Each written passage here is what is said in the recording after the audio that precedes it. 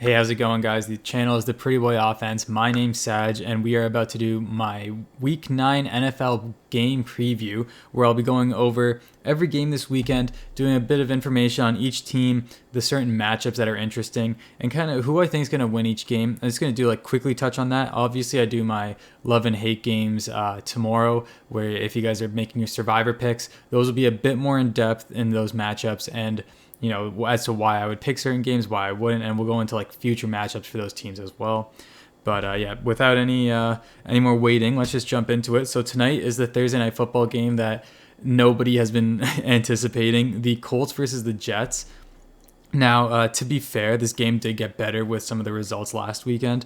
I think even though the Colts lost, they've shown that they are a team that can fight. We're kind of seeing good Carson Wentz with a little bit of with some bad Carson Wentz sprinkled in there. He's playing really good football, getting the numbers and stuff like that. But the problem is he's still making those Carson Wentz mistakes with some of those unforgivable interceptions, fumbles, and things like that, where he just tries to do too much. Where sometimes it's just better to take the sack or take the incompletion or throw it away and just live to fight another down. But no, you make decisions that ultimately cost your team the game, like that second interception in the Titans game.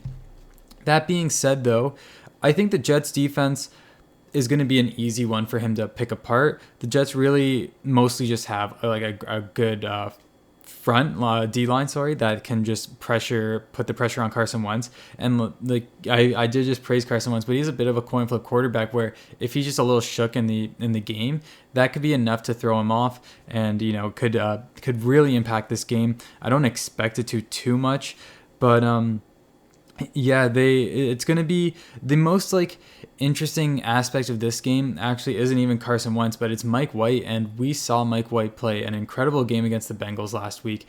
And the most interesting thing is the Colts and the Bengals played very similar defenses.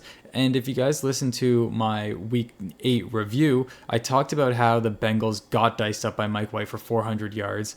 And the reason he was able to do that was Mike White took all the underneath stuff. So the Bengals said, if you're going to beat us, you're going to have to keep taking your check downs. You're going to keep taking these out throws, these easy underneath stuff.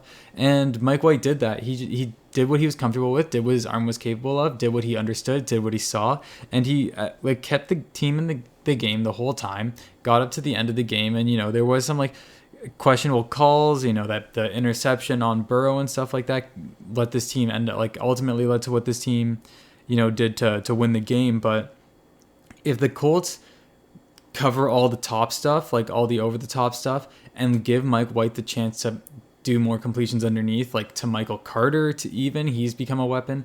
But you could just see the Jets staying in this way longer than they should and potentially sneaking out the victory. So hopefully the Colts defense has learned from what they've seen with the Bengals game and cut out all that underneath stuff, take away the easy throws. That's usually the game plan for backup quarterbacks. If you take away their easy throws, then they have to go downfield, where the success rate is just so much smaller. And if they could hit that stuff, they probably would have been starters anyways. But we'll see. Maybe Mike White does have a future in the NFL as something better than a backup. But at this point in his career and at this point in the season, you make him show that. You don't assume he can do that. So take away the underneath stuff if you're the Colts, and you should be able to win this game handily.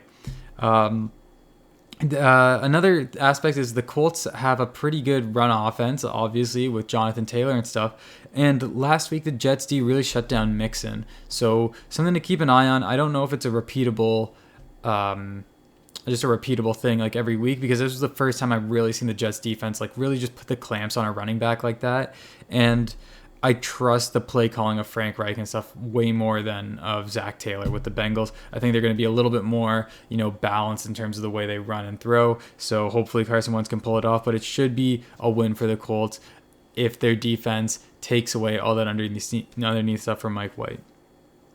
All right, so the game after that I want to talk about is, let's go Packers-Chiefs, because I think there's a lot of headlines about this game right now.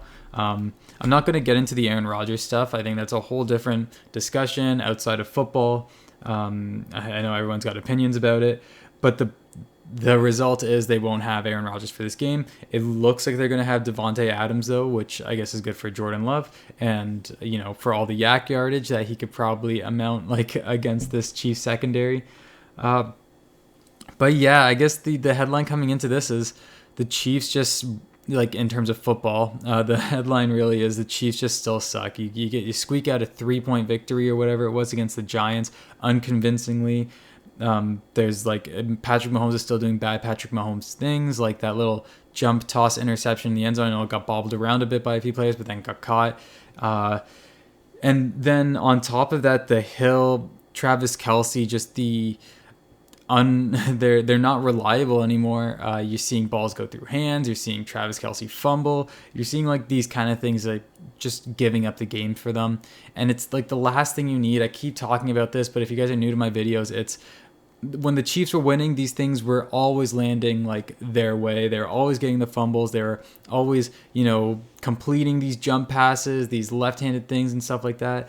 But then when those plays start becoming negatives on your offense, you're putting yourself in such a bad position, short field for the other team and stuff, that you're going to get screwed when you have a defense as bad as them. And like, you're still playing Daniel Sorensen, because I think Daniel Sorensen might just be the best option on that team, which is a shame.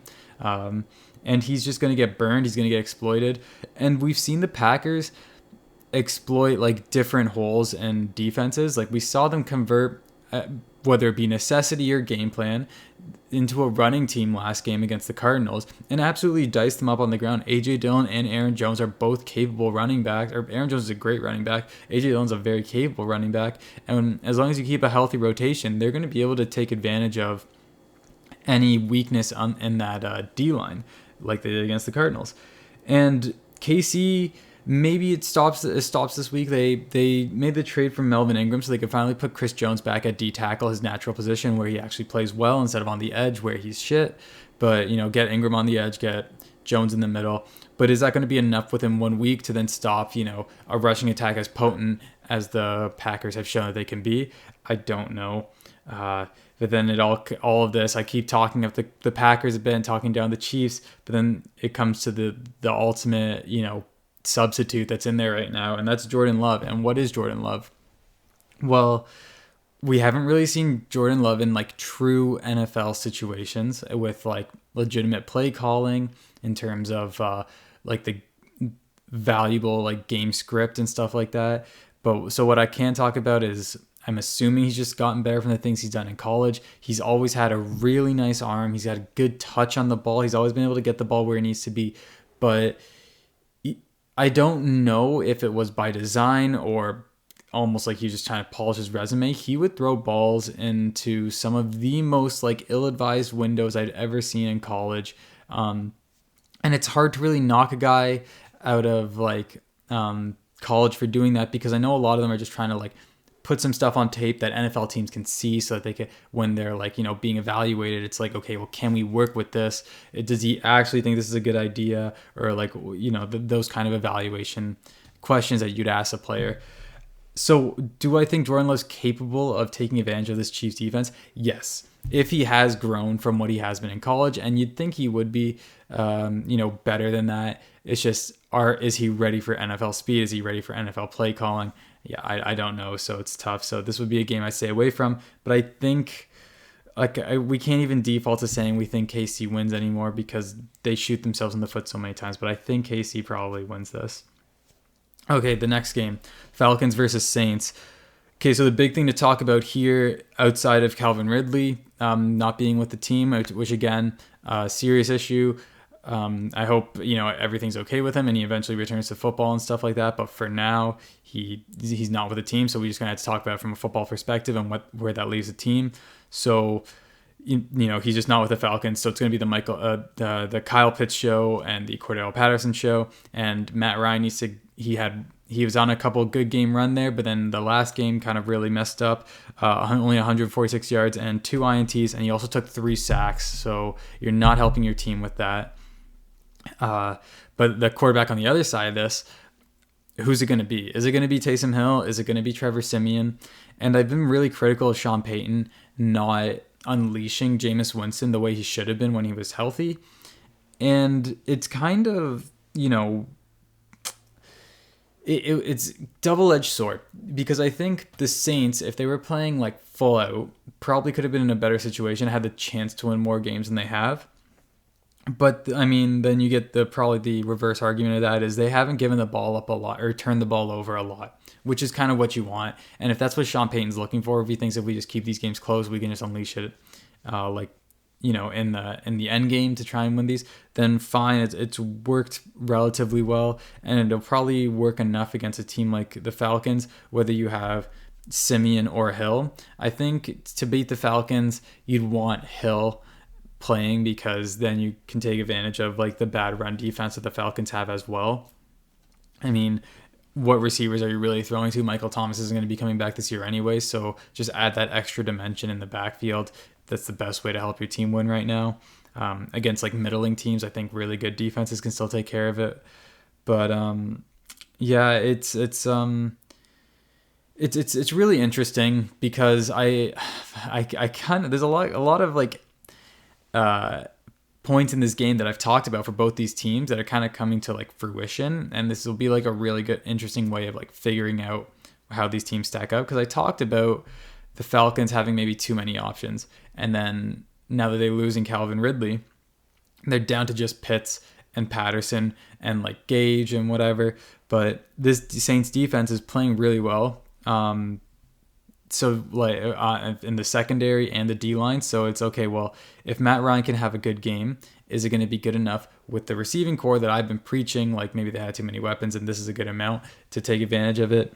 Yeah. So it's going to be really interesting. I'm going to have like my eyes locked on this game. And then again, like I said, with Sean Payton and his play calling and his game planning, I've been a little critical of it, but he's keeping them in playoff relevance. So maybe I'm wrong. I probably am wrong, but let's see what it looks like now when you have like Taysom Hill or Trevor Siemian. So the Saints probably end up winning this game. Just a better team on defense, more competent team on offense, less question marks. I know they don't have the receivers that like Atlanta does and stuff, but I don't think Atlanta can really take advantage of their weapons against the Saints secondary enough to outscore the Saints. All right, so Bengals-Browns, Battle of Ohio. The Browns should win this, right? Because OBJ is not there, so Baker Mayfield can play well. It's apparently the curse, but yeah, OBJ not with the team, so it's going to be like the Jarvis Landry show. And he got peppered last week. He dropped a couple. Baker, missed some throws as well, but hopefully he just keeps getting healthier and healthier. That is up like for Baker, and he can help this team win. But we'll see, because I just talked about it with the Colts and the Jets. Mike White threw for 400 yards on this defense because they gave up all the underthrows. So if the Bengals should respect this receiving core, including like tight ends and stuff, of the Browns more than they respect the New York stuff. So it's, can Baker take advantage of the under, or are the Bengals going to change it up? And then does Baker, despite his injuries, have the arm to go for the downfield stuff? Like we'll see. Chubb's back. This is awesome. He didn't play that great last game, but I mean, I think he's still trying to. They were so depleted on injuries that they were just trying to get somebody on the field, and a 75% like running back is better than no running back, so get him out there. The no O-line, I have note here, the no O-line protection for the Browns is going to be something to keep an eye on. I don't think the whole Bengals D-line is enough to disrupt Baker, but Trey Hendrickson has been playing really well this season, so he might just be in there enough to unsettle Baker, and it might not be a statistic game for him, but it could be enough where you're playing a quarterback that's injured, just throw him off his platform, get him moving a bit, and we've seen that the minute Baker has to start making some of those athletic plays, he's not too accurate, and he's not helping his team as much as he should. But you got to think, though, with Jamar Chase and Joe Burrow, that they're going to keep this game close, but I feel like the Browns know that this is a must-win, especially being in division and stuff like that, rival game, and if you want to stay in playoff relevance. And this D-line's still healthy. Their cornerbacks are playing pretty okay right now. That is for the Browns. They have to lock up Joe Burrow. They have to stop Jamar Chase. And I think the running game will get contained well enough. We talk about the pressures that like Burrow faces. Well, the Browns D-line is also really good at stuffing the run, personnel wise, so they need to do that if they want a chance of winning. This is also a very close game, but yeah, I think I think that they'll be able to do it, the Browns. Okay, so the next game, Cardinals 49ers. So this is going to be a really interesting game, again, because of like some injuries. Excuse me. A lot of wide receiver stuff. The Deebo Samuel looking like he's a little knocked up. D-Hop's health. AJ Green's health. Well, Hopkins should probably play. Green, I don't think he will play. Murray should be playing, but I think it's an ankle injury that bothered him. He had a couple extra days to rest because of the Thursday night game. So hopefully he's good, but I don't think he'll be as mobile as he normally is. He's been a lot less mobile this year than he has any other year too, which is something to note. And then the run game concerns are like the one big thing I want to talk about in this game. So the Cardinals, last time we saw them, were getting gashed by the Green Bay Packers, and their on the fly pivot to the run game in like one of the most tragic wide receiver weeks we've seen in terms of like guys just not being able to play. And the Shanahan offense is built off running backs that can tote the ball, and I think it's going to be what they exploit, despite Jimmy Garoppolo playing a great game, one of his best games of the season, 322 yards, didn't throw for a touchdown but rushed for 2. So there goes in even another dimension to your running game. But I think it's going to be a real Eli Mitchell heavy script for the San Francisco 49ers, and I think this game has true upset potential. Cardinals are a better team. The Cardinals are probably going to win this, but we keep an eye on the injuries. If Colt McCoy is playing for the Cardinals, anything's possible. But you're going to want to make sure that in this game you keep an eye on the health, because I think Rodney Hudson's even coming back for the Cardinals. I think he's designated to return from IR, I'm pretty sure. So that'll be huge, absolutely huge. But what good of it is it if Colt McCoy's playing? So yeah, I think, and also Jimmy Garoppolo, I think, is playing for his career, not his career, but his season right now. The minute he has like a bad game, I'm pretty sure they're going to put Trey Lance, and it kind of looks like they've lost their patience, justified or not. It feels like the way they're going, and especially if they start slipping in the playoff race, they're going to be tempted to just kind of throw whatever they want at the team to see if it will be enough to spark some change. All right, so Ravens versus Vikings. Really interesting matchup. In my kind of like social circle, we like to talk about the Ravens a lot. I have some friends that are like diehard Ravens fans, but there are people that feel like the Ravens are overrated in the AFC, and I tend to agree with them. I think in the AFC, it's the Buffalo Bills or bust right now in terms of like teams playing up to their potential and what you can even bank on every week. The Ravens have been winning games, but it's ultimately just the injuries that have caught up with them, and it's in their secondary, a part in that team that's normally the strength.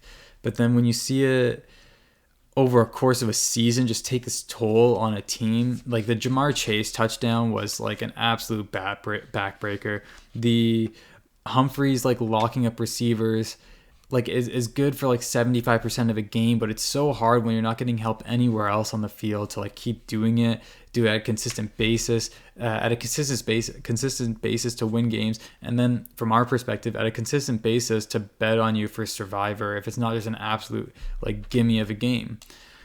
And I think in this Vikings matchup, we're going to see that exploited again. So you have Justin Jefferson, who did, get locked up by Trayvon Diggs last week against the Dallas Cowboys. So it is possible. You can stop Justin Jefferson.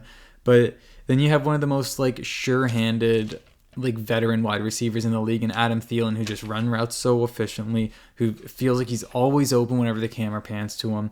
He's just really good at his job, and he's one of Kirk Cousins' favorite targets. Then on top of that, like I said, I just said his name, Kirk Cousins is playing so well this year that it's hard to really, bet against them from like a production standpoint of just what they're capable of doing with the weapons that they have and stuff like that. The one thing I will kick back on, though, is I did bring up the statistics of Kirk Cousins' play last week and how he doesn't really go downfield unless it's the fourth quarter. and how the Vikings do play down to their opponent or keep games close and then just in the fourth quarter try and win games. So if they do that against a Ravens offense like this, where Lamar Jackson's going to be doing everything, and it's another week out from Bateman, like coming back from injury, so he's going to be more healthy. We're kind of waiting for him to have a bit of a breakout. Marquise Brown, Mark Andrews and stuff like that. These really talented players that can help put a game out of reach really quick for the Ravens. That's something we all have to, keep in consideration. So with all of that, being considered, I think the Ravens probably win this, even though I ragged on them so much. But it's not because like player personnel like dictates that. I just think game theory, game script, and the coaching and stuff like that has such a bigger part of this game than a lot of these other ones that we're gonna see and talk about. Okay, so Broncos Cowboys is the next game. Good team, bad team. I think this is fair to say that. Good team, bad team. Cowboys are good. Broncos are talented, but they're playing bad. And I thought the Von Miller move was really interesting. Were they technically sellers at the deadline? I guess so, the trade deadline, that is. But I think the Cowboys were taking advantage of this matchup, whether Von Miller was there or not. Like, I think Von Miller is a talented player. I don't think he's a game-breaking player. Not at this point in his career, he isn't. And Dak should be back. You know what it really boils down to? So I have a couple notes here, but this really just boils down to my fear of Teddy Bridgewater. And can Teddy Bridgewater take advantage of a very fast and opportunistic defense that Dallas is? So Dallas has given up big plays, but Dallas has also made big plays with their defense as well. And you've seen that in any of the games that they've not struggled in, but any of the games that have been like entertaining, back and forth or whatever, it's with quarterbacks and with game plans that have taken advantage of those like kind of super volatile plays that the Cowboys are open to. But can Teddy Bridgewater and this team take advantage of those volatile plays? Like, probably not, because Teddy Bridgewater is never really going over the top. He's usually taking the safe throws, and safe throws get absolutely like devoured by Trayvon Diggs, by Micah Parsons and stuff like that. This is a very opportunistic, very fast defense that's willing to make mistakes, and they have made mistakes. But this offense isn't the offense to take advantage of that. So, I mean, when I watch this game, I'm really excited to watch Surtain versus Lamb. That's going to be an unreal, matchup to watch, similar to like Humphrey versus Jefferson and stuff. But yeah, Dallas to win. Good team, bad team. Let's not overthink that. Okay, next game, Titans versus Rams. This was going to be one of the best games of the season, or not season. Oh well, it would have been the season if Henry was still in. This role that the Titans have been on is just like ethereal almost. It's just so unbelievable. It's like the stuff of myth. This team that, like, despite its injuries, despite its bad defensive play, despite all these things going against it, they beat like the Bills, they beat the Chiefs, they beat the Colts. They're like playing so well, and they're about to go into a hard stretch of their schedule again, and like with this Rams game. And if they had Derrick Henry, I wouldn't have known what way to call this game. Without Derrick Henry, though, and Adrian Peterson's in there instead, holy geez, no, it's completely different. Do I still have faith in Ryan Tannehill? Yes, still one of the best quarterbacks in the league from a clean pocket. Can he throw to A.J. Brown, Julio Jones if they're both healthy? Of course they can. It looks like A.J. Brown's on track to play. I don't know about Julio Jones just yet, but if they're both playing, then this will be a fun game. I still think the Rams run away with it, but yeah, the Rams should be able to sleepwalk over the Titans. Something of note, the Von Miller trade that happened. I don't know if it's really anything that we should make note of just yet. This is like a playoff. This is like a playoff trade, something that you do so that when you get into the playoffs, you have like fresh legs in rotation, someone to take advantage of one-on-ones and stuff like that. They could care less what his sack totals are during the regular season and stuff, right? That was a trade to win the Super Bowl. And I kind of talked about this in the review of last week. Stafford's probably the MVP frontrunner. Threw for 300 yards last game on top of like the touchdowns and stuff. And then Kupp is like kind of, I think, maybe the offensive player of the year with 924 yards. I think he's the best receiver in football right now, which, from on an individual physical standpoint, does he get picked as the best receiver in football? Probably not. But in terms of his resume this year, undoubtedly he's the best in the league right now. So yeah, Rams probably are beating the Titans. Chargers versus Philly. Okay, actually, really interesting matchup because I talked about how Philly is one of the worst teams in the league. And I found it funny that when Miles Sanders left is when they decided to go full run happy offense, right? And like 3 different guys rushed for over 50 yards for the Philadelphia Eagles. And they're going to take that game plan. If they're smart, take that game plan. And you're about to play the Chargers, who don't have the best run defense. That should 100% be what the Chargers are targeting in the offseason. Get some help on that D-line to help like Joey Bosa and stuff like that to stop the run. So this could be a very interesting game. We all know that the Chargers are capable, super capable of just going over the top, scoring points when at will outside of what happened with New England last weekend. But like Justin Herbert's like one of the best young quarterbacks in the league, and he's able to play against any defense. But like this could be similar to the Green Bay Packers versus the Arizona Cardinals last week, where it's like Kyler Murray can move the ball on a Packers defense, but it's like, how long do you have the ball? How long are these drives going to be from Philly? If Hurts and Scott and all these guys are just going to keep rushing on you, your clock gets smaller and smaller, and those big plays have to become bigger and bigger when you do get the ball in offense. So really interesting game plans and stuff coming into this. On the defensive side of the ball, like I said, the Chargers are leaking in the run game. They're gonna let it happen, but their cornerbacks are almost irrelevant because Jalen Hurts isn't gonna throw. I don't think. If they're smart, he won't throw.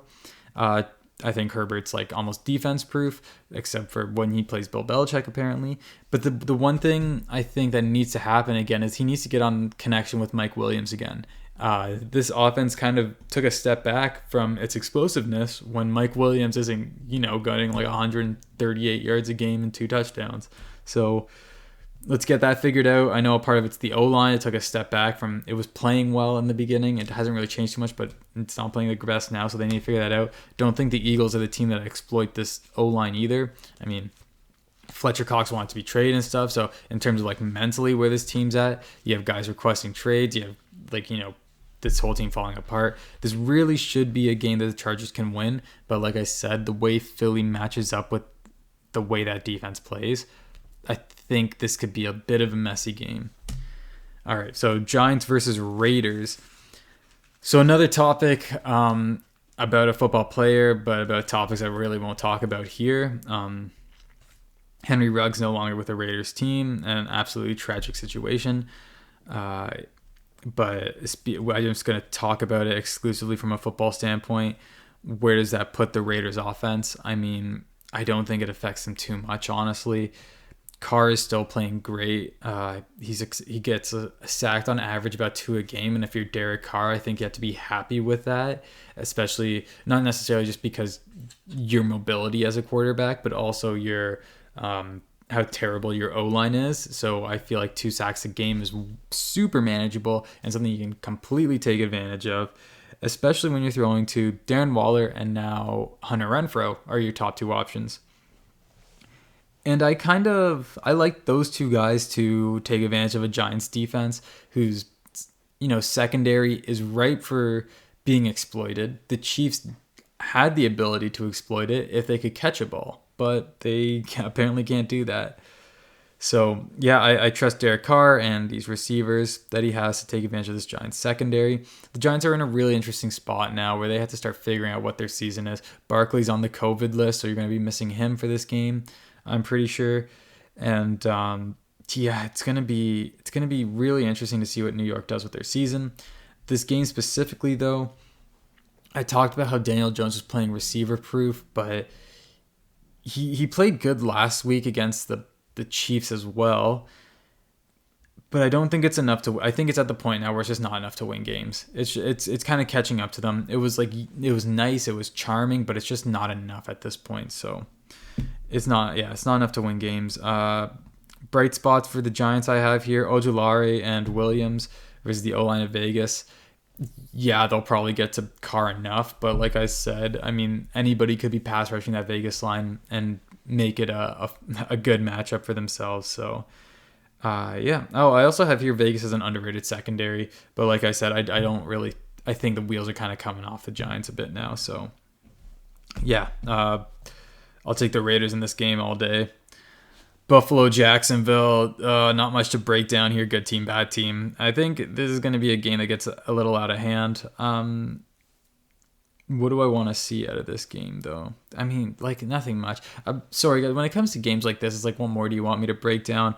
It's going to be Buffalo going up against a bad pass rush, a bad secondary with, a good quarterback and a good wide receiver core and a good O-line and stuff. So, yeah, Buffalo versus Jacksonville. Not much to preview there. Take Buffalo if you want to take Buffalo for a pick. Good week to do it. All right. Patriots versus Panthers. So this is another super interesting game. A game we'll probably want to stay away from because I think this one could go either way. Talked about, Bill Belichick having game plans for certain quarterbacks, and a quarterback that he's seen a lot is Sam Darnold. We don't even know if he's playing. If he does play, well, I mean, I don't think he'll be 100%. There's no way he will after, the concussion that he faced. And then if they have a guy filling in for Sam Darnold, it's going to be PJ Walker, the guy who made his fame in, the XFL or the AAF or whatever it was. But, sorry, I don't mean any disrespect to PJ Walker in his career. But I think Bill Belichick, if he can stop, NFL quarterbacks, he can probably coach up a system and a game plan to stop PJ Walker. Again, no offense, but yeah, I think this is going to be a game that lives or dies on a leaky New England Patriots offensive line. And can the Carolina Panthers and their pass rush that picked it up last week with Hassan Reddick and everything, can they really take advantage of that and get enough pressure on Mac Jones that they can really throw him off his rhythm? Because when Mac Jones is in a rhythm and throwing passes, he looks like he is the best rookie quarterback this year, statistically and success-wise and stuff like that. But I think that you can still, you can still get a hold of him. And as long as he's not throwing picks, he's going to beat you. So you really need to disrupt him enough that he's off rhythm, that he's, he doesn't really take shots downfield, and that's part of his rhythm. He's taking the easy stuff. It's like I said with Mike White and all that. If you're going to give him the easy stuff, he's going to take the easy stuff all game, and he's going to keep his team in it. So I think that's what this whole game hinges on. Can the pass rush stop Mac Jones? And that's, in essence, I talked about how earlier in my videos, I used to talk about how pass rush helps the secondary, and I think that's a big part of why the Panthers secondary is as successful as it is. Stephon Gilmore there right now, so I guess it's the Gilmore revenge game. But yeah, it just helps that situation when he has less time, the balls are worse and stuff. So yeah, Panthers versus Patriots, really tough game. Going to be a really interesting one to watch. I think they match up really nicely. Okay, Texans versus Dolphins. Not necessarily good team, bad team, but definitely bad team versus, I think, a team that's better than them in the Dolphins. But two teams that have had kind of joint headlines recently with the Deshaun Watson trade rumors. Nothing ended up coming of it. But Tua versus Houston. And we've heard the Dolphins brass come out and back Tua. I think on a social, apologetic level, they should just let Tua dice up Houston. And I don't mean that in in any disrespect to the Houston secondary and the Houston team at all. I just think this is a really good chance for Tua to really prove to his own team, to the NFL. He talked about the rumors, how he's heard the rumors and stuff like that. Just go out there, throw some passes to Waddle, throw some passes to Parker. Really just take advantage of what is a great matchup for your team. And just prove the world wrong. That'd be awesome. Keep your team alive. There's really no pass D in Houston, and there's no pass rush in Houston. So your bad O-line in Miami isn't going to be, something that affects this game plan.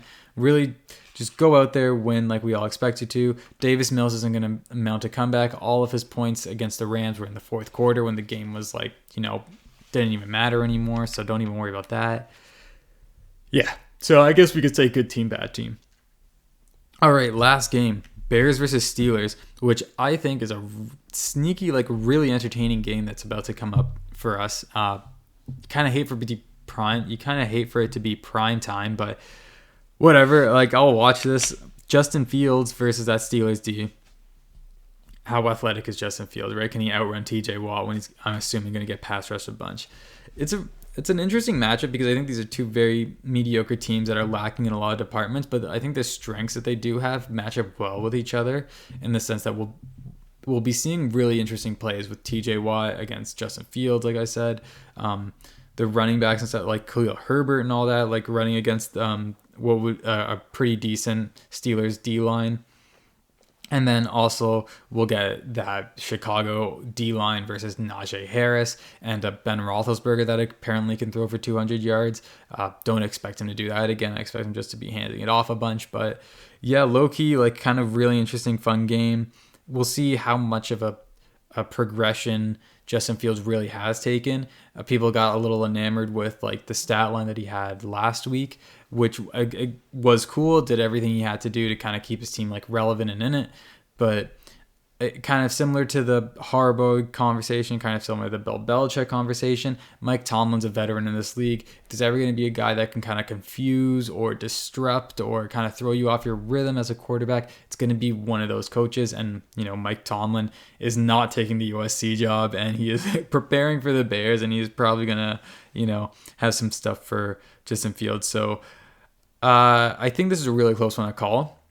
I'm going to talk about it a bit more tomorrow in my love and hate games. But Bears versus Steelers, really interesting. Really I think like that's the matchup to watch. In terms of Survivor, you don't really want to pick either of these teams. Like I said, they're so close. But in terms of just general football watching, like watch Justin Fields versus pass rush. See if he really has figured out the NFL speed or where he's at. But that was my quick preview of all the games this week, guys. Hopefully I touched on some stuff that, maybe you didn't think of when you saw some of the matchups. But try to find something in every NFL game that's interesting for people, and maybe give you a quick heads up on my Survivor feelings towards them. But tomorrow we'll have my love and hate games, and hopefully I steer you better this week than I did last week. So have a good one, guys.